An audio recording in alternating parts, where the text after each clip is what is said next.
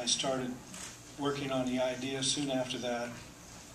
When I was, as I said in the film, going through some of his stuff, I thought it might make a good idea for a film. And then when my friend Phil went to Iowa, I started shooting that part and raising money. And that's what I used to raise money the first round. Then I made enough money to go back to Hemet, where my dad died, and shoot the 16 millimeter down there. I got a grant for 1,000 feet of 16 millimeter film. They didn't pay for the processing or the transfer, but so I went down to California and started shooting that part, and then started.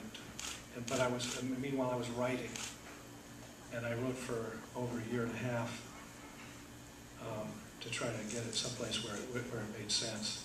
And then my life started happening, and I said, okay, well, this is relevant. And the film became more about what was happening to me than about my dad, and so that's sort of how it transpired. Yes, sir. Did you let yourself go homeless as a part of the experience, or was that really truly that you had no choice? Well, it was. I mean, there's always choices. I could have, I've had offers to stay at people's houses and so forth, but I still wouldn't have my own place. No, I had nothing. I had zero.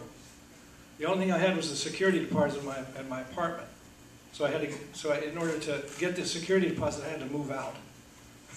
so that was, and then I got some unemployment. So I lived on that. I was homeless for about 4 months, and then my friend had this motorhome that was available, and so I lived in that for about a year.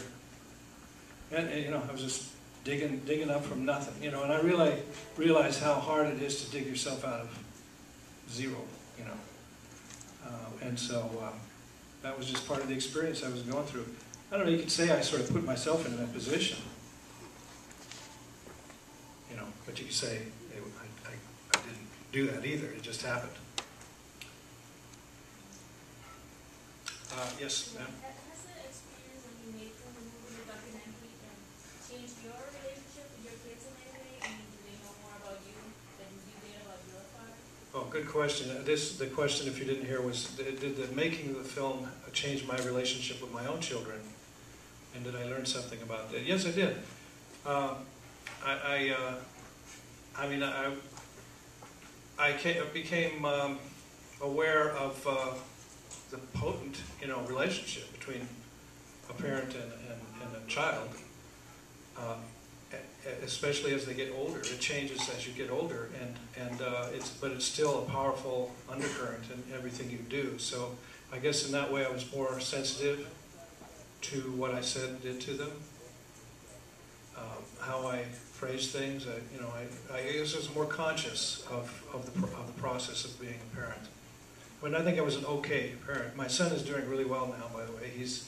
He's going to college, and he's just had a child, so I have 3 grandkids, and he's really doing well, and I think we have a great relationship, and he tells me practically every time I see him how much he appreciated what I did for him. So because I raised him pretty much myself, and my daughter too. So I think it just sensitized me to that relationship a little more, and it definitely got me thinking about my relationship with my dad, and how how dynamic that relationship is, and how almost impossible that relationship is, because you want to be independent, and you want to grow up, and you want to get away from your father and be yourself, but at the same time you need something from that father that is not about independence. And a lot of the old guard, from my dad's generation, were a little bit maybe reluctant to show their vulnerable side to their children, because they were the boss, and they wanted to maintain that. That was the culture. So consequently, you grow up with a distance between your father that maybe you long for, and that's, statistically, people have done surveys about this. it's really common that men do not have a good relationship with their father, or a close relationship rather. So, and that's something that informed my parenting as well. You know, I taught my dad to hug, really. I mean, when he put his arm around me when I was a teenager, I would get embarrassed. But later on in life, we hugged a lot. Back there, yes. Did you lose the contents of the storage unit because you couldn't pay the rent on it, or did you decide? No, actually, I'm still paying rent on that. So. The same storage unit in the film. No, I threw away, I didn't throw everything away. I kept a lot. I mean, he had an incredible archive. I mean, our parents' generation was probably the most recorded set of lives on Earth ever, and will be the last recorded lives that are that recorded, because our media now is just so, it's just so electronic. It's all going to disappear in a few years. So. He had, you know, a garage full of slides, films, all that stuff, and I kept a lot of, some of it I threw away, but particularly the old pictures. And some of the, you know, I'm wearing my dad, I have his watch and his ring. And so, you know, you keep that because to me it means a lot. There is some essence in there that I can't just throw away. So I kept a lot of it, and I still paying for the storage. Anybody wants some bad art? I've got plenty of it. Yes, sir. How many hours of videotape did you go through? I think there's about 30 hours of tape. The film I shot at a very low ratio.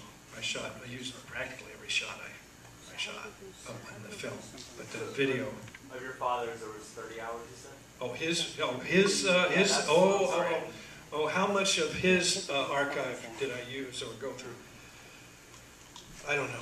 I couldn't bear watching most of it because it's just so boring. It's just my dad. You know. He would go to Las Vegas and do this long, painful, you know, pan of everything, narrating it all the way, and you know. And I sat through hours and hours of home movies and slideshows, and it was always like, hey, this is a great town. Let's see. Hey, dear, what was the name of that town? And she would say, I don't know. I can't remember the name of that town. And it would go on like that all night long. So the slides, I hardly looked at them. I just arbitrarily grabbed a few slides, and those are the ones I picked. But the home movies, the 8mm, I looked at all that.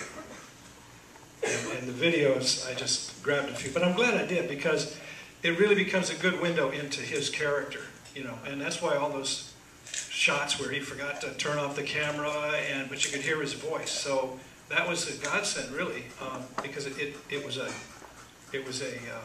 spontaneous, you know, picture or sound in some cases of my dad and the way he was, kind of a very rascable character, you know. Let's take one more question. One more question. No, she has a question. She had a question Make it over there. Yes. Can you talk a little bit about the animation in Oh, sure, yeah, that was my first films were animated films back when I was a kid, except for the home movies, which you saw. You saw my first home movie up in there too. But I made little cartoons with paper cutouts, and I studied the books that Disney's people produced about how to animate, and I tried to draw some.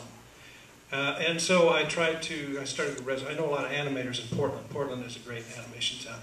So I got the advice of Zach Margolis, who's an up-and-coming animator, and I drew all the animation myself, and registered on a board, and figured out the storyboard for each scene and how it would go, and that was a great process. And then Zach would then take the finished Photoshop files that were created from the individual cells, and he would put them all together in After Effects, and composite it's called, and put all the backgrounds and all the different layers in there. So it was fun doing that. It brought back a lot of my memories of being a kid, you know, going back to that source of my filmmaking experience. So. Lawrence, you're going to make yourself available out in the lobby out at the Eden Bar, so people, if they have any more questions, they can come to you. Great, I'll be available. Also have videos for sale, DVDs for sale, if you're interested in those. And then you could go to stuffthefilm.com to see more about the film. Thanks so much. I appreciate it. And thanks to the Florida Film Festival. What a great festival. Thank you.